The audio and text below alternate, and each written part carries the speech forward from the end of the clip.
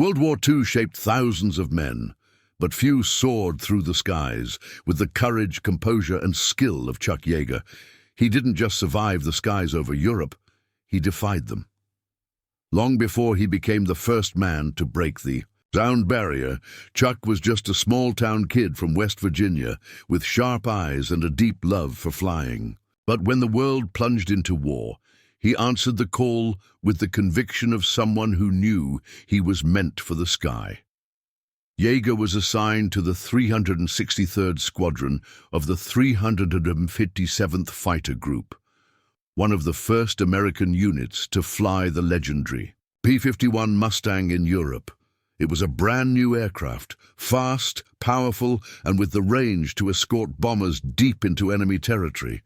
It was everything Chuck needed to prove what he was capable of. Spring of 1944 didn't bring flowers to occupied Europe. It brought a storm of steel and fire. It brought the Big Week.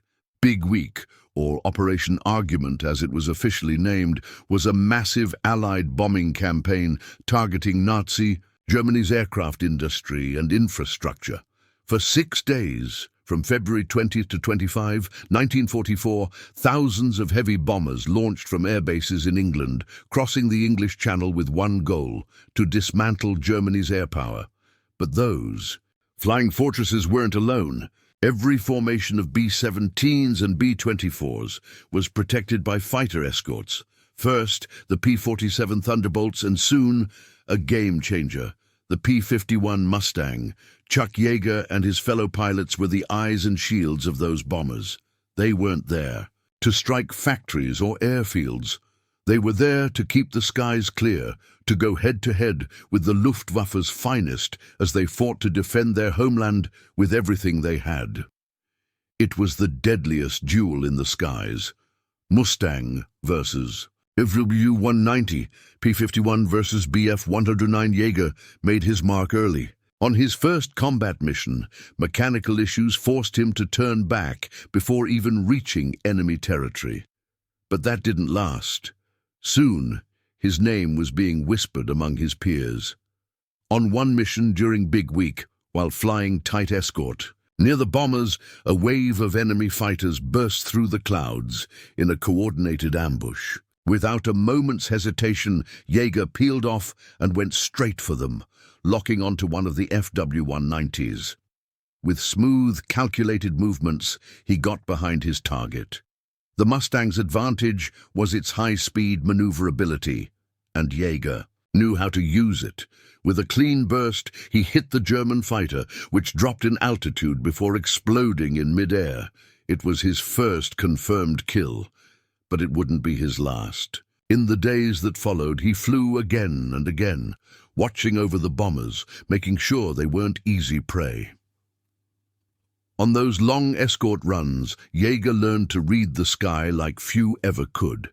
He could sense an incoming Luftwaffe attack just from the cloud patterns or a flicker on the radar. He knew when to dive in and when to wait. On one especially intense mission near Leipzig, their formation was hit by more than 15 enemy fighters. The sky turned to chaos.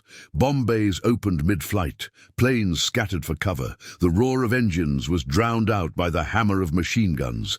And right in the center of it all was Chuck. Even then, young as he was, he flew like a seasoned veteran. Calm, steady, never wasting movement. While others charged into dogfights, he flanked the enemy, striking from angles they didn't expect. That day, he took down 2 more fighters. Later, in his diary, he wrote that air combat wasn't about reckless bravery. It was about emotional control and patience. But even the best didn't come through unscathed. In March 1944, Yeager's Mustang was hit by enemy fire, and he was forced to eject over occupied France. Caught behind enemy lines, he was rescued by the French resistance. They hid him in barns, basements, even caves, keeping him out of sight. And they made a promise. One day he'd fly again. And he did. After weeks in hiding, with the resistance's help, he crossed the Pyrenees into Spain and was eventually returned to England.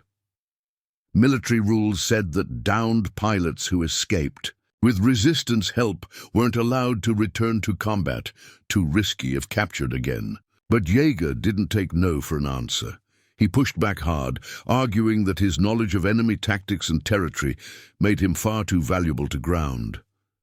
After long discussions, and with the backing of key commanders, he was cleared to fly again. Back in the cockpit, Yeager was more focused than ever. His reputation was growing fast. He wasn't just a great pilot, he was a natural leader. As the war wore on, he continued flying escort missions and, when needed, led strike teams against airfields and strategic targets. His Mustang had become a part of him. He knew every vibration in the engine, every sound from the guns. When he flew, it was like he belonged to the sky. By the end of the war, Chuck Yeager had racked up 13 confirmed kills. But it wasn't just the number that stood out, it was how he carried himself, never arrogant, always composed. He saw his enemies as skilled fighters and understood just how thin the line was between victory and tragedy. When he spoke of those days, he did it humbly. To him, war was a duty, not a chance for glory. When the war finally ended, Yeager returned to the US. His name wasn't in the headlines. The spotlight was on other aces with flashier reputations, but that never bothered him. He had done his job. He had guarded hundreds of bombers, faced the enemy in their own skies, and survived. What he didn't know was that his real fame was still ahead. With the war over, the US Air Force needed pilots who could test the limits. Jet aircraft were emerging. So was a new challenge, breaking the sound barrier, something many believed was impossible, even deadly. And when they searched for someone with the guts, experience, and steel nerves to take that shot, all eyes turned to the man who had stared down the Luftwaffe and lived to tell the tale. By then, Chuck Yeager wasn't just another fighter pilot. He had become a symbol of resilience. His return from behind enemy lines was legendary among his peers. They saw it not just as an act of courage, but of unwavering dedication to the mission. Few men came back to the sky after what he'd been through. But Yeager, he came back, stronger. Soon he was promoted to captain and began leading even more complex missions. The nature of air combat was changing. The Luftwaffe was shrinking, but their pilots were still dangerous. The battles became quicker, more precise, sudden. Ambushes at changing altitudes. Bombers still flew toward Berlin, Hamburg, Dresden, and fighter escort had become a deadly art form. Yeager was now commanding entire squadrons, leading tactical formations designed not just to protect the bombers, but to outthink the enemy. He'd learned how to read enemy attack patterns. He knew, for example, that German fighters often dove from above with the sun at their backs, a classic move to blind their opponents. So on many missions, he'd take his men above the bomber formations, waiting silently, just watching. And when the FW-190s or BF-109s appeared, it was Yeager who gave the order to strike, diving in with precision and kicking off the engagement.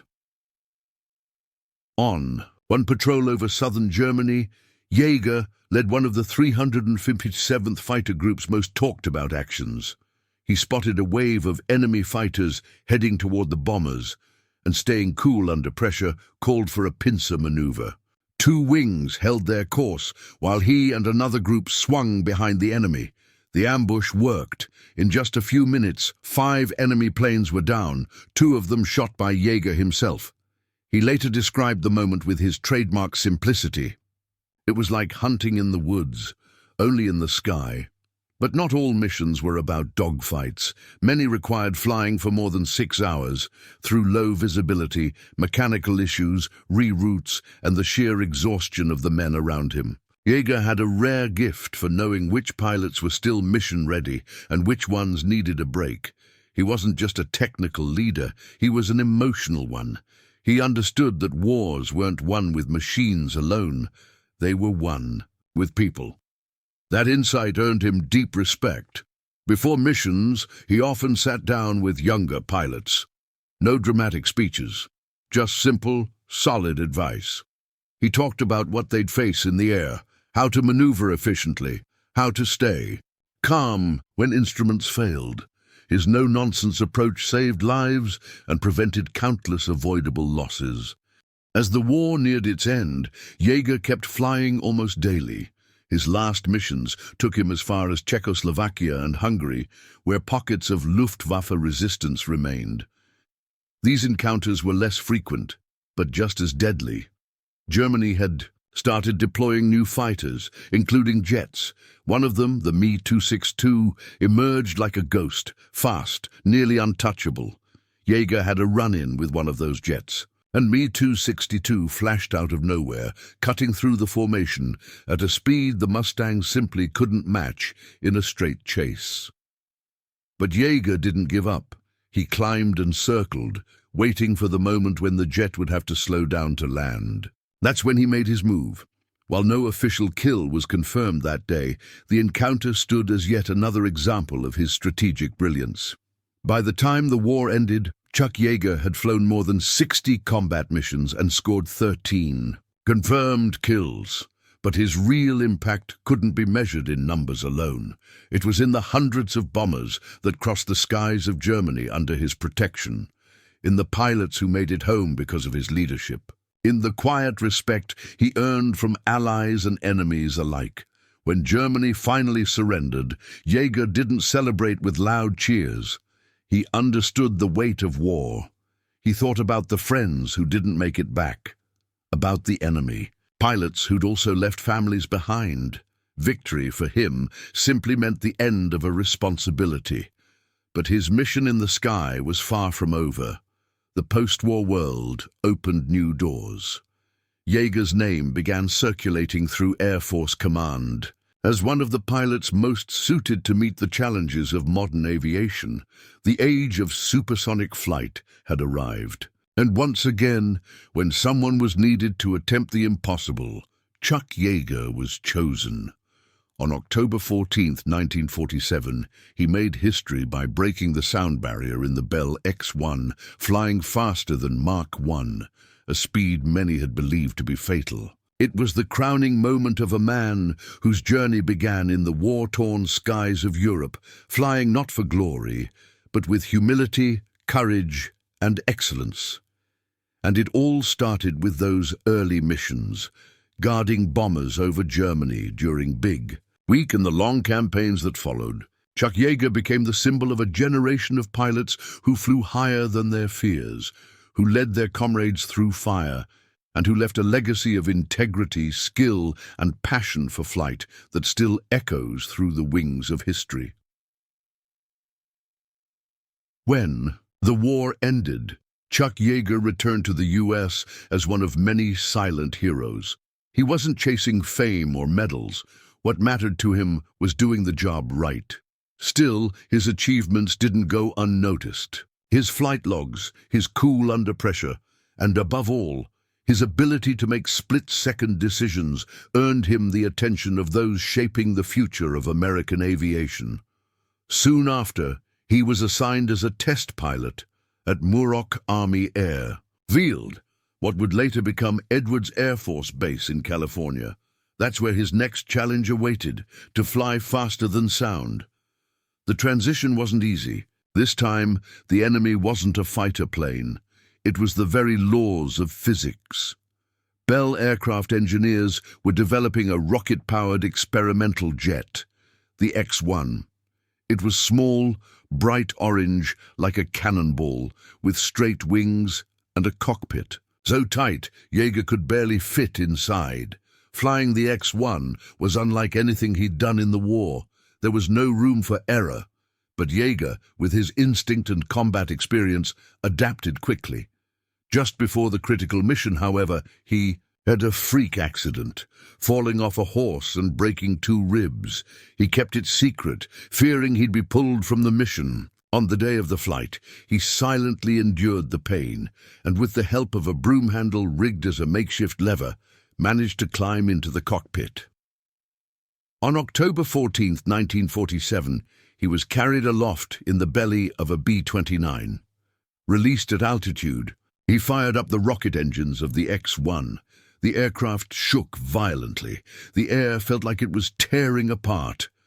For a moment, the instruments wobbled, and then silence. Smooth flight. He had done it. He had broken the sound barrier. Mach 1. What many thought was impossible, he made look effortless. But it only looked that way. The achievement wasn't made public right away. Months passed before the world learned that an American pilot had cracked the sound barrier. When it was finally announced, Yeager became a legend. But none of. It changed him. He remained direct, no nonsense, with a half-smile that masked decades of risk and sacrifice. Over the next years, Yeager kept pushing boundaries, testing experimental aircraft, flying at over Mach 2, facing spirals, stalls, and propulsion failures. Each flight was another test of how far human beings could go. He wasn't a scientist. He wasn't an engineer. He was a pilot, and that was enough. Later, during the Vietnam War, Yeager returned to active duty, this time in command and training roles. His name was already etched in Air Force manuals as a symbol of courage, but he stayed humble. Many young pilots saw him as a tough but fair mentor, a man who demanded precision, respect for the aircraft, and calm under fire. By the time he retired as a brigadier general, Yeager had logged over 10,000 flight hours in 361 different aircraft. Models. No other pilot had flown so many planes with such intensity. Even after retirement, he stayed involved, showing up at events, supporting educational programs, and encouraging new generations of aviators. And whenever he could, he still took to the skies, flying symbolic missions, often marking historic dates side by side with the young pilots who carried his legacy forward. In 1997, at the age of 74, he did it again, breaking the sound barrier, aboard an F-15 to celebrate the 50th anniversary of his historic flight. The old warrior was still there, steady, eyes locked on the horizon, as if time itself had stood still. To those who watched, it was as if history itself was alive in him. Chuck Yeager passed away on December 7, 2020, at the age of 97, leaving behind a legacy that went far beyond records and medals. He embodied the spirit of an era when flying was a daily conquest, a battle between man and machine. An era when the sky wasn't the limit, but a proving ground for those who dared to go further. His name lives on, in museums, airbases, documentaries and books. But more than that, it lives on in the hearts of those who still look to the skies and dream of flight. Because as long as there's a pilot taking off with courage in their heart, there'll always be a piece of Chuck Yeager up there. And it all began with a young man who crossed the Atlantic to fly over Germany, guarding bombers through the crossfire of war. He wasn't chasing glory, he was just doing what was right. And for that, he became timeless.